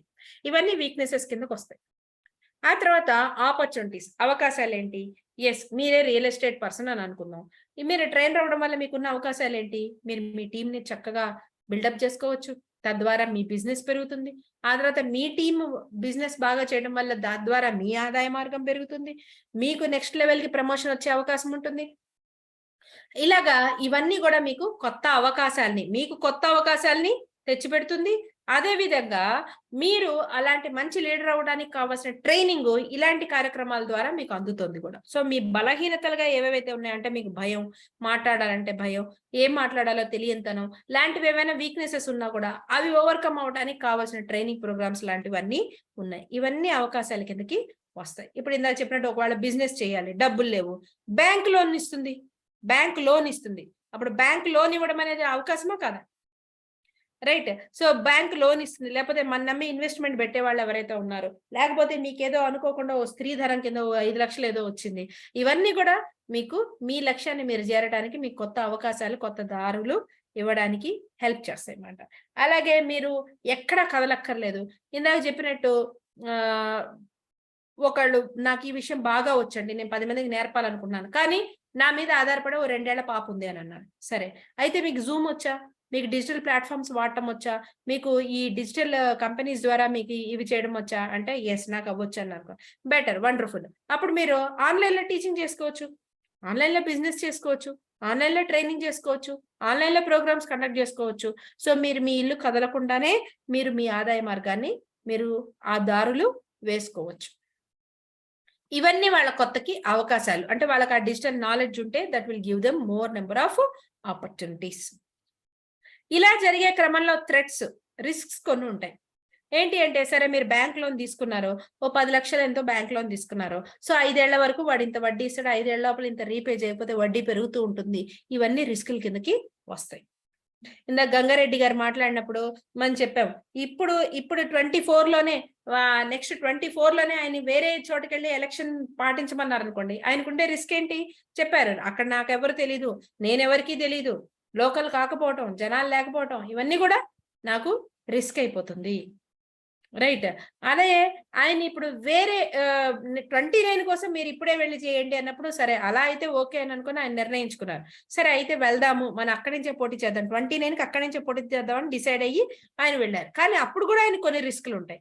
ఏంటి అంటే, ఇప్పుడు ఈయన వచ్చి అక్కడి నుంచి వచ్చి పని చేస్తున్నారు అంటే, అక్కడ లోకల్ వాళ్ళు ఈయన తొందరగా యాక్సెప్ట్ చేయకపోవచ్చు. వీళ్ళ పార్టీ వాళ్ళే అక్కడ లోకల్ వాళ్ళు ఉంటే వాళ్ళు ఈయనకి అగెయిన్స్ట్ గా రావచ్చు. ఈయన చేయాలనుకుంటున్న మంచికి వాళ్ళకి అగెయిన్స్ట్ గా పనిచేయొచ్చు. లేకపోతే ఇలా ఫలానా వాళ్ళు వచ్చి బలం అవుతున్నారు అని తెలిసి ఇతర పార్టీ వాళ్ళు వేరే చేయవచ్చు. లేకపోతే కులాల ప్రాతిపదిక మీద ఎవరైనా ఏదైనా పట్టుకురావచ్చు. ఇవన్నీ కూడా కొన్ని రిస్కులు ఉన్నాయి. ఈ రిస్క్ అన్ని కూడా ఆయన క్యాలిక్యులేట్ చేసుకొని దేనికి ఎట్లా చేసుకోవాలి, ఇలా వస్తే ఎలాగా, అలా వస్తే ఎలాగా అని ఆయన ఆలోచించుకోవాలంటే ముందు అసలు ఆయన రిస్క్లు ఏమున్నాయనేది ఆలోచించుకోగలగాలి. ఇక్కడ ఇప్పుడు ఆయన ఉన్న కాన్స్టిట్యుయెన్సీలో ఒకదానికి ఒకనొక ఎలక్షన్ కి 10 లక్షలు ఖర్చు పెడితే చాలనుకుంటే ఇప్పుడు ఆయన టక్కని తీసుకెళ్లి వేరే ఊరు ఎక్కడో వేస్తారనుకోండి, అది కొంచెం టౌన్ లాంటిది అనుకోండి, ఇక్కడ 10 లక్షలు అయితే అక్కడ ₹1,00,00,000 ఖర్చు అవుతుంది. సో అమౌంట్ కూడా పెరిగిపోయే అవకాశం ఉంటుంది. ప్రతి దానికి అమౌంట్ కూడా పెరిగిపోయే అవకాశం ఉంటుంది. ఇవన్నీ కూడా ఆలోచించుకుంటారు. ఇవన్నీ కూడా థ్రెట్స్ కిందకి వస్తాయి. రైట్, ఇలా వేసుకోవాలి. ఇలా మనం ఏదైనా ఒక గోల్ అనుకున్నప్పుడు మనమైనా కానివ్వండి, మీరు ట్రైనర్ గా వెళ్ళి రేపొద్దున ఎవరికైనా ట్రైనింగ్ ప్రోగ్రామ్స్ ఇస్తున్నా కానివ్వండి, మనం we have to help them to right down all these things. అంటే మీరు ఇప్పుడు అనుకుంటున్న ఛాలెంజ్ ఏంటి, మీ ఇమీడియట్ గోల్ ఏంటి, ఆ గోల్ సాధించడానికి మీకున్న పాజిటివ్ పాయింట్స్ ఏంటి, ఆ గోల్ మీరు సాధించకుండా ఉండడానికి మీలో ఉన్న బలహీనతలు ఏంటి, ఈ గోల్ సాధించడం ద్వారా మీరు పొందగలిగే కొత్త అవకాశాలు ఏంటి, మీకు జరగగలిగే లాభాలేంటి, ఇది మీరు పొందే సందర్భంలో మీకు ఎటువంటి రిస్క్స్ వచ్చే అవకాశం ఉంటుంది, ఎలాంటి ఛాలెంజెస్ మీరు కొత్తగా ఫేస్ చేసే అవకాశం ఉంటుంది, ఇలాంటివన్నీ కూడా మనం వాళ్ళ చేత రాయించగలగాలి. రాయించినప్పుడు వాళ్ళకి ఇంకా బెటర్ అనేది వస్తుంది. ఇప్పుడు ఇందాక చెప్పాను చూసారా, లేడీ ఉన్నారు, ఏదో చేయాలని అనుకుంటున్నారు, 2 ఏళ్ల పాప ఉంది అని అన్నారు. సరే నేనేం చెప్పాను, సరే మీకు డిజిటల్ ప్లాట్ఫామ్స్ ఉంటే మీరు ఆన్లైన్ లో చెప్పొచ్చు అన్నాను. వాళ్ళకి డిజిటల్ ప్లాట్ఫామ్ వచ్చు, సరే వాళ్ళు ఏ బైజూస్ లాంటి దాంట్లోనో లేకపోతే ఏదో షుగర్ మ్యాథ్ లాంటి దాంట్లోనో జాయిన్ అయ్యి మ్యాథ్స్ క్లాసెస్ చెప్పడం స్టార్ట్ చేశారు. అంటే అవకాశం వెతుక్కున్నారు, బాగుంది. కానీ వాళ్ళకున్న క్లాసెస్ ఎలా ఉన్నాయంటే ఈవినింగ్ ఒకసారి 3 o'clock కూర్చుంటే 3 to 7 వరుస పెట్టి క్లాసెస్ ఉన్నాయని అనుకోండి. అప్పుడు ఈమె 3 to 7 ఈమె ల్యాప్టాప్ ముందు కూర్చుంది అనుకోండి, అప్పుడు ఆమెకుండే రిస్క్ ఏంటి, తన 2 ఏళ్ల పాప ఆ టైంలో ఎవరో ఒకళ్ళు వాళ్ళని ఎంగేజ్ చేయాలి, లేకపోతే ఆ పాప తాలూకు అవసరాలకి ఎవరిని ఎంగేజ్ చేయాలి, ఎలా మేనేజ్ చేయాలనే రిస్కుల గురించి ఆలోచించుకోవాల్సి ఉంటుంది. అప్పుడు తను ప్యారలల్ గా ఇంకో మనిషిని ఎవరిని పెట్టాలి, ఆ పాప వర్క్ ఎవరికి డెలిగేట్ చేయాలి, ఇలాంటి వాటికి తను సమాధానాలు వెతుక్కోగలుగుతుంది అన్నమాట.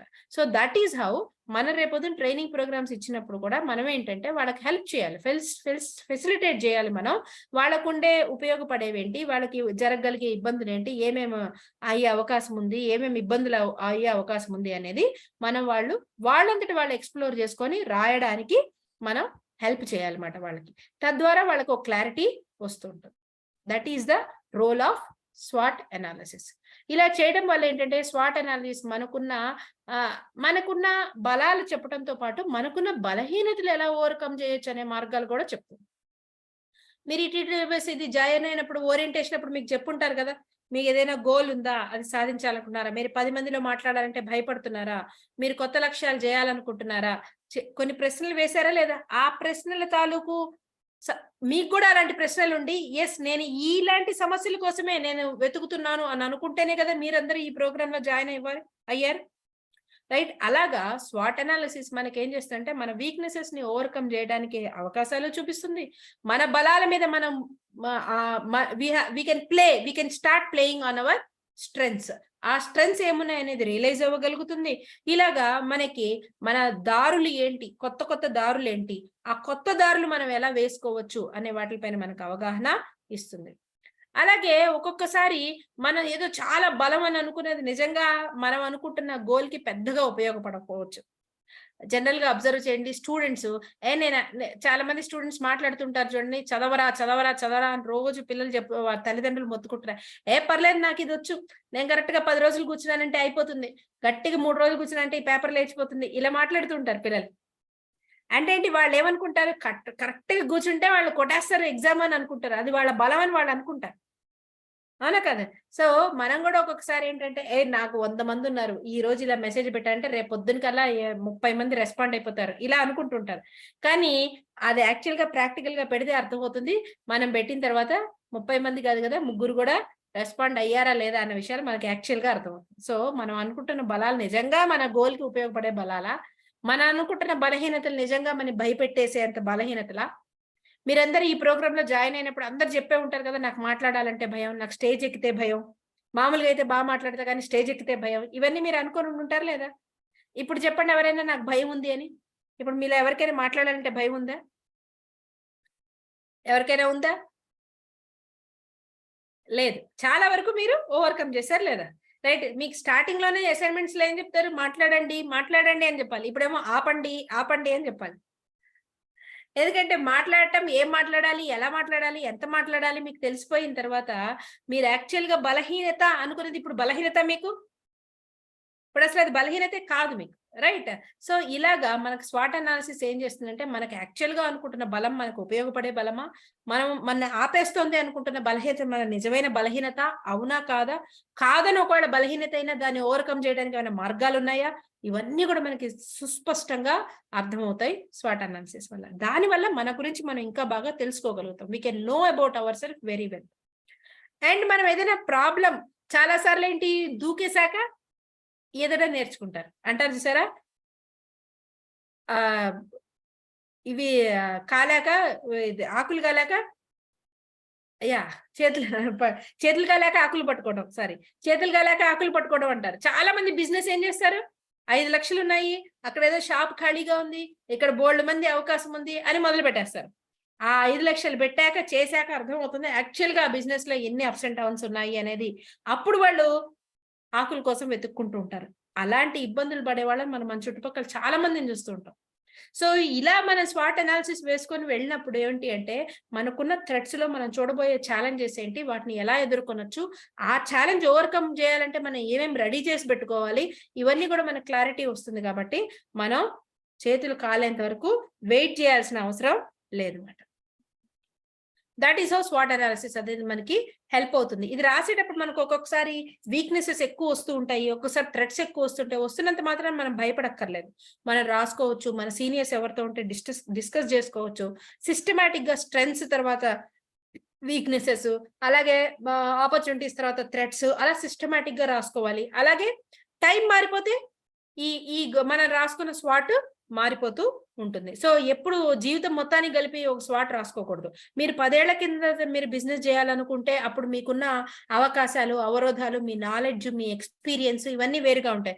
ఇప్పుడు మీరు ఒక బిజినెస్ స్టార్ట్ చేయాలనుకుంటే మీకున్న అవకాశాలు, మీకున్న వనరులు, మీ ఆర్థిక పరమైన బలాలు అన్ని వేరుగా ఉంటాయి. ఇంకో 10 ఏళ్ల తర్వాత మీరు అదే బిజినెస్ చేయాలనుకుంటే కూడా మళ్ళీ అన్ని మారిపోతుంటాయి. వ్యక్తులు మారిపోతారు, ఆర్థిక పరమైన విషయాలు మారిపోతుంటాయి, రిస్క్ అమౌంట్లు మారిపోతుంటాయి, టైం మారిపోతుంది, ఇలా అన్ని మారిపోతూ ఉంటాయి అన్నమాట. సో ఒక టైంలో వేసుకున్న స్వాట్ కొంత సమయానికి మాత్రమే అది పనికొస్తుంది, ఆ తర్వాత అది పనికిరాదు. సో మళ్ళీ ఫ్రెష్ గా వేసుకోవాలి, ఎందుకంటే మన నాలెడ్జ్, మన ఎక్స్పీరియన్స్ ఇవన్నీ మారిపోతూ ఉంటాయి కాబట్టి. సో ఇలా ఆర్గనైజేషన్స్ స్వాట్స్ కానివ్వండి, ఇండివిజువల్ స్వాట్స్ కానీ, ఇవన్నీ కూడా మనకి ఇంటర్నెట్ లో కూడా మీకు చాలా అవైలబుల్ గా ఉంటాయి ఎగ్జాంపుల్స్. మీరు ఒక్కసారి స్వాట్ ఎగ్జాంపుల్స్ అని మీరు కొట్టారంటే మీకు చాలా ఎగ్జాంపుల్స్ వస్తాయి. ఒక 4-5 మీరు అబ్జర్వ్ చేయండి.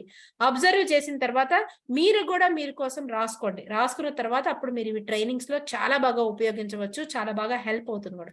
ఇక్కడ నేను 2 ఎగ్జాంపుల్స్ మీకు చూపిస్తున్నాను.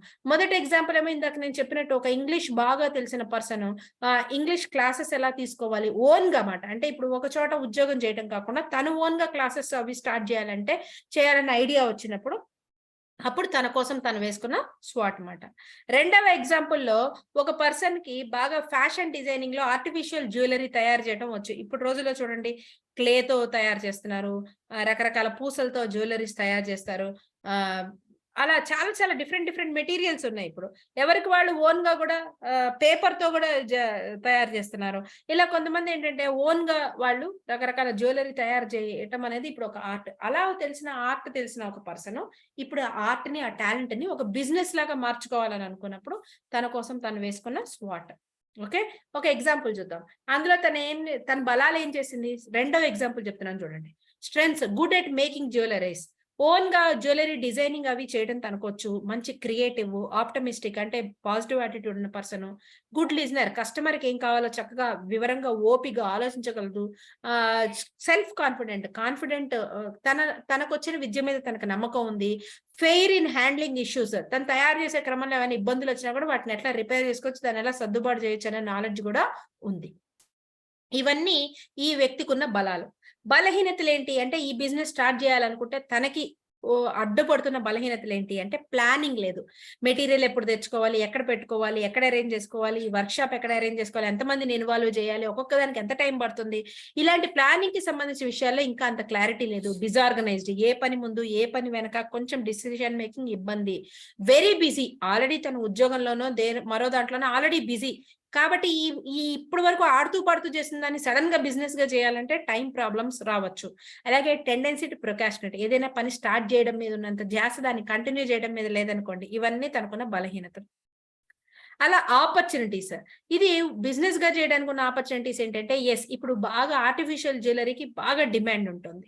ఒకప్పుడు అంటే జ్యువెలరీ అంటే ఒక్క బంగారాలు వెండి మాత్రమే ఉండదు. ఇప్పుడు అలా కాదు కదా, వాట్సాప్ స్టేటస్ పుణ్యమా అని చెప్పేసి వేసిన మళ్ళీ వేయకూడదు, కట్టించారు మళ్ళీ కట్టకూడదు. ఎందుకంటే మనం గుర్తున్నా గుర్తుకుండకపోయినా మన వాట్సాప్ స్టేటస్ చూసిన వాళ్ళకి గుర్తుంటుంది. వాళ్ళు చూసేసి ఇది అప్పటిదే కదా, ఇది అక్కడదే కదా అడుగుతుంటారు. అందుకని కనీసం జనాల కోసమైనా రకరకాలుగా వెరైటీలు అన్ని తెచ్చుకోవాల్సిన బాధ్యత పాపం అలాంటి ఒక ప్రాబ్లము, అలాంటి ఒక ఛాలెంజ్ ఆడవాళ్ళకు ఉంది. కాబట్టి ఇప్పుడు ఏమవుతుంది, ఆర్టిఫిషియల్ జ్యువెలరీకి బాగా పెరిగిపోయింది. అంటే ప్రతిసారి ఎవడెవడు అంతంత పెడతారు, ఆడవాళ్ళు కూడా ఎప్పుడు స్మార్ట్ గా ఆలోచిస్తారు. కాబట్టి వాళ్ళు ఏం చేస్తున్నారు, ట్రెండీగాను ఉంటున్నారు, స్పెషల్ గాను ఉంటున్నారు, బట్ వేలు అంత ముందులా తగలట్లేదు. They know how to carry themselves no. So వాళ్ళు కూడా చక్కగా ఆర్టిఫిషియల్ జ్యువెలరీ వాటికి వాళ్ళు కూడా అప్రోచ్ అవుతున్నారు. సో దీనికి మంచి బిజినెస్ ఉంది. అలాగే ఆమెకి సొంతంగా ఈ అబ్స్టకల్స్, ఈ ప్రాబ్లమ్స్ డీల్ చేయడానికి కావాల్సిన సహకారం ఇచ్చేవాళ్ళు, గైడెన్స్ ఇచ్చేవాళ్ళు ఉన్నారు. మంచి నెట్వర్క్ ఉంది. అంటే బేసిక్ గా కస్టమర్స్ ని తెచ్చుకోవడానికి తనకంటూ కొంత నెట్వర్క్ ఉందనుకోండి. ఇవన్నీ ఆ వ్యక్తికి ఆ బిజినెస్ బాగా ఎదగడానికి చక్కటి అవకాశాలుగా ఉపయోగపడతాయి. మరి తనకున్న రిస్క్లు ఏంటి, ఈ అనుకుని బిజినెస్ ఒకవేళ స్టార్ట్ చేసేసారని అనుకుందాం.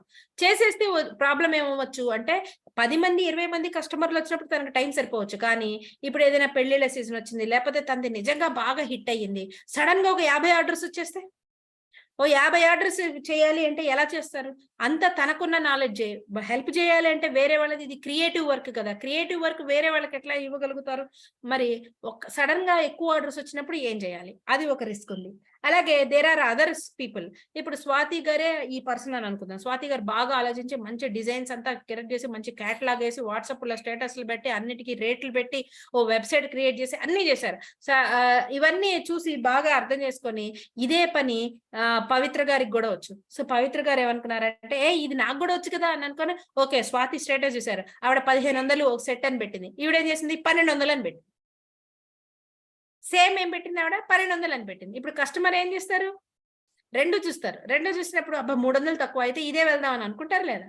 సో మన మోడల్ ని, మన దాన్ని ఈజీగా ఇంకొకళ్ళు కాపీ కొట్టేసే అవకాశం ఉంటుంది. సేమ్ మా స్పీకర్స్ అందరికి కూడా ఓ పీపీటీ బయటకు వచ్చిందన్నా, ఓ కథ బయటకు వచ్చిందన్నా, ఓ ఎగ్జాంపుల్ బయటకు వచ్చిందన్నా, వెంటనే అది వినేసి చాలా మంది దాన్ని యాజ్ ఇట్ ఈస్ గా కాపీ కొట్టేసే అవకాశం ఉంటుంది. అలానే మనం ఎవరికి ఏమి ఇచ్చుకోకుండా, ఎవరికి ఏం షేర్ చేయకుండా ఉండగలుగుతామా, మన ఐడియా షేర్ చేయకుండా ఉంటామా అంటే అది అసలు జరిగే పని కాదు. అది రిస్కే. కానీ దాన్ని మనం ఎలా డీల్ చేయాలని మనకు ఐడియా ఉంటుంది. ఏం చేయాలి, మనం ఎప్పటికప్పుడు అప్డేట్ అవుతూ ఉండాలి, మన ఎగ్జాంపుల్స్ మారుస్తూ ఉండాలి, మన ఎక్స్ప్లెనేషన్ విధానాన్ని మారుస్తూ ఉండాలి. ఇవన్నీ మనం ఎప్పటికప్పుడు మార్చేస్తుంటే మనది ఒకళ్ళు కాపీ కొట్టినా కూడా మళ్ళీ మనకే కొత్తగా ఉంటూ ఉంటుంది అన్నమాట. ఇది ఒక రిస్క్. సో ఫస్ట్ అసలు ఆ రిస్క్ ఉందని అయితే మనం గమనించుకోవాలి కదా. Next social network distraction. ఈమె ఏదో డిజైన్ చూద్దామని ఓపెన్ చేసింది, కానీ ఆమె ఒకసారి FB ఓపెన్ చేసిందంటే ఒక 2 గంటలు లేచిపోయింది అనుకోండి, అప్పుడు అదే ఆమెకి టైం వేస్ట్, బిజినెస్ డెవలప్ కాదు. సో ఇలాగా ఎవరి దగ్గరైనా ఆర్డర్స్ తీసుకొని టైంకి ఇవ్వలేకపోయింది అనుకోండి, బ్యాడ్ నేమ్ వచ్చిందంటే, ఎంత మంచి టాలెంట్ ఉన్నా బ్యాడ్ నేమ్, ఒకసారి కస్టమర్ పట్ల బ్యాడ్ నేమ్ వచ్చిందంటే మళ్ళీ అది కస్టమర్ రెప్యుటేషన్ అనేది ప్రాబ్లం అయిపోతుంది. సో తనకు సోషల్ మీడియా డిస్ట్రాక్షన్ ఉన్నప్పుడు టైంకి ఇవ్వలేకపోవడం అనే ప్రాబ్లం ఉంటుంది. ఇవన్నీ తనకున్న risk.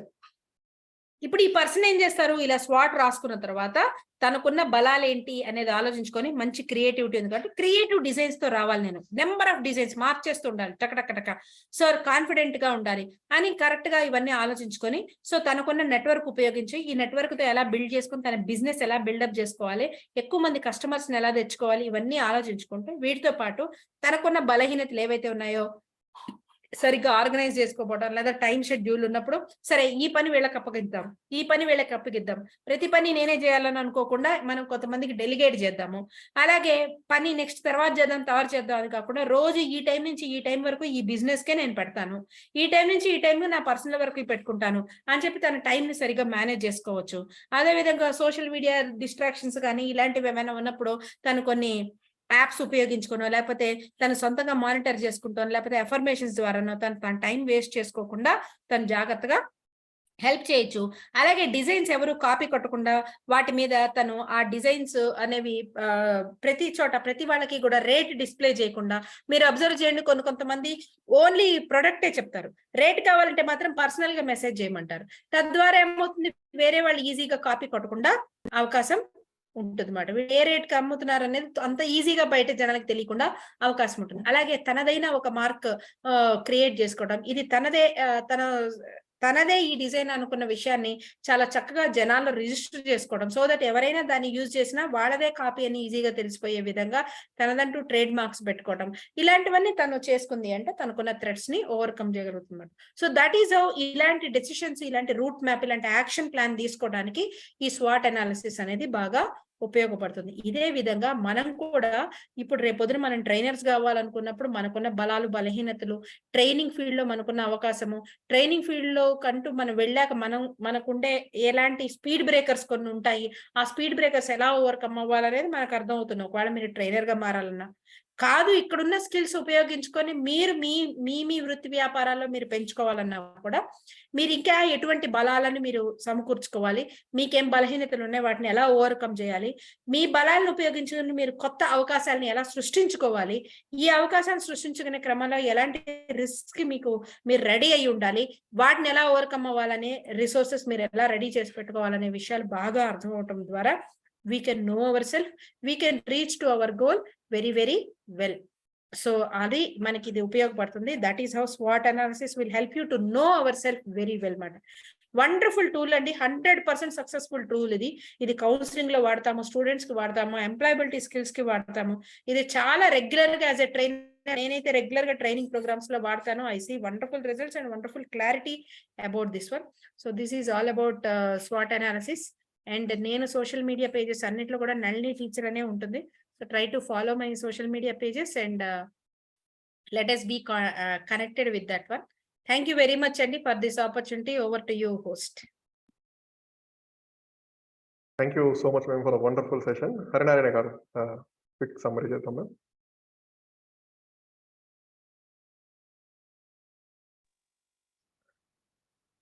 Happy evening to all. నమస్తే మేడం. నమస్తే. ఈ రోజు మీ ప్రోగ్రామ్ విన్న తర్వాత ఏదైనా ఒక గోల్ మనిషి ఏర్పాటు చేసుకున్నప్పుడు ఆ గోల్ నుంచి ముందుకెళ్ళాలి అంటే గనక ఆ గోల్ కు సంబంధించి స్వాట్ అనాలిసిస్ చేసుకుంటే గనక దాంట్లో ఉన్నటువంటి బలము, బలహీనత, అవకాశము, అవరోధము, ఈ 4 ప్రోగ్రెస్ చేసుకుంటే, మీరు చెప్పారు ఎంఎన్సి కంపెనీస్ లో మాత్రమే, being as a business man నేను చెప్తున్నాను, ఒక ఎంఎన్సి కంపెనీస్ లో మాత్రమే ఈ అనలైజేషన్ జరుగుతుంది, అందువల్ల వాళ్ళు సక్సెస్ అవుతారు అనేది ఒక బిజినెస్ మెన్ కు అర్థమయ్యేటట్టు చెప్పారు. దాంతోపాటు మాకు మీరు చెప్పిన దాంట్లో బాగా అందరికీ అర్థమయ్యే విషయం ఏంటంటే, ఒకటి ఫస్ట్ గంగారెడ్డి గారి రాజకీయ జీవితాన్ని అందరికీ అర్థమయ్యేటట్టు చెప్పారు. ఎందుకంటే నేను ఒక పొలిటీషియన్ కాబట్టి నాకు కూడా అది అతికేటట్టు సరిపోయింది. దాని తర్వాత ఎడ్యుకేషన్ స్టూడెంట్స్ కూడా ఉన్నారు. ఆ స్టూడెంట్స్ ఎంబీఏలో ఇది ఒక టూల్. ఎంబీఏలో ఒక టూల్ అంటే, ఎందుకంటే నా కొడుకు కూడా ఎంబీఏ చేయబోతున్నాడు, దాంట్లో ఇది ఒక టూల్ అంటే ఏంటంటే దీని విలువ వానికి భవిష్యత్తులో అర్థమయ్యేకి, తర్వాత అక్కడ చదువుకునే విద్యార్థులు ఈ ప్లాట్ఫామ్ మీద ఉండే వాళ్ళకి అర్థమయ్యేటట్టు ఒక మంచి సూచన చేశారు మేడం. తర్వాత మూడోది, మహాభారతానికి అన్వయించి విరాట పర్వంలో వాళ్ళు పాండవులు 5 మంది, ద్రౌపది 6 మంది, వాళ్ళకు సంబంధించిన స్కిల్స్ ను దృష్టిలో పెట్టుకొని వాళ్ళు ఏ పాత్రలో ఇమిడినారు అనేది చాలా ఇదైతే కనుక, ఎందుకంటే మహాభారతం గురించి అందరికీ తెలిసి ఉంటుంది, కానీ వాళ్ళ ఆ పాత్రలో ఎందుకు ఇమిడినారు అనే విషయం మాత్రం చాలా స్పష్టంగా చెప్పినారు మేడం. మహాభారతం నేను ఇన్నిసార్లు చూశాను, కానీ వాళ్ళు ఎందుకు ఆ పాత్రలో ఉండారనే విషయం ఈ రోజు అనలైజ్ చేయలేదు. బట్ ఈ రోజు మీరు చెప్పిన తర్వాత సో ఆ విషయము చాలా స్పష్టంగా అర్థమైంది మేడం. ఇటు వ్యాపారానికి, ఇటు రాజకీయానికి, ఇటు యువతకు, ఇటు సమాజానికి, 4 వర్గాల వారికి మీరు అర్థమయ్యేటట్టు చాలా బాగా చెప్పారు. So very thankful to madam. So ఇప్పుడు మేము ఒక ట్రైనర్ గా ఒక్కొక్కరు ఒక్కొక్క లక్ష్యంతో వచ్చినారు, ఆ విషయం మీరు స్పష్టంగా చెప్పారు. ఎందుకంటే ముసుగులో గుద్దులాట లేకుండా కొంతమంది ఏంటంటే మేము దీనికి వచ్చినాం దానికి వచ్చినాం అని చెప్తారు. ప్రతి ఒక్కరి లక్ష్యము ఇక్కడ ఒక్కటే, గుర్తింపు, డబ్బు. ఈ రోజు సమాజాన్ని శాసిస్తాండే ఈ రెండిటిని అందుకోవాలన్న ఉద్దేశంతోనే ప్రతి ఒక్కరు ఇక్కడికి వచ్చినారు. ఈ క్రమంలో వాళ్ళ ఆలోచన పర్వానికి తర్వాత వాళ్ళు ఎదిగేదానికి ఉపయోగపడేకి మీరు మాకైతే ఇక్కడ ఉన్నటువంటి ట్రైనర్లందరికీ చాలా మంచి సూచన చేశారు మేడం. చాలా అద్భుతంగా ఉంది. ఈ గోల్ సెట్టింగ్ తర్వాత ఈ సబ్జెక్ట్ అనలైజ్ చేసుకొని, ఈ స్వాట్ గురించి మనం అనలైజ్ చేసుకొని, దాని తర్వాత డెస్టినేషన్ అనేది మీరు అద్భుతంగా చెప్పినటువంటి విషయం ఏంటంటే గూగుల్ మ్యాప్స్ మేడం.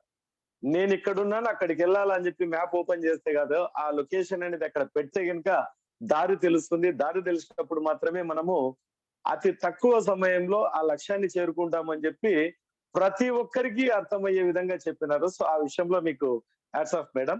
సో మొత్తం మీద ఈ స్వాట్ అనలైజేషన్ అనేది ప్రతి వ్యక్తికి ఒక స్పీకర్ కు కంటెంట్ తో పాటు ఆ కంటెంట్ ను ఏ విధంగా ప్రెజెంట్ చేయాలా, దాంట్లో బలము బలహీనతలు రెండు చూసుకొని ముందుకు పోతే గనక సక్సెస్ అవుతాము అనేది బాగా చెప్పారు మేడం. ఎందుకంటే ఈ సబ్జెక్ట్ అయితే రియల్ ఎస్టేట్ కనెక్టివిటీ ఉన్నటువంటి వ్యక్తికి అద్భుతంగా ఉపయోగపడుతుంది. సో మీరు మంచి సూచనలు చేశారు. Thank you very much madam. Thank you అండి. Thank you very much for that wonderful summary. Thank you. Thank you Harinarayana గారు. Good.